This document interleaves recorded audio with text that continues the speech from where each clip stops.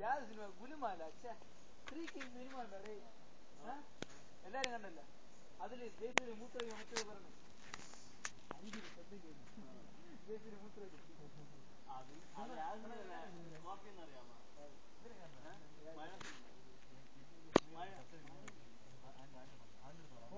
മഴ സിനിമ കാർത്തികിന്റെ സിനിമ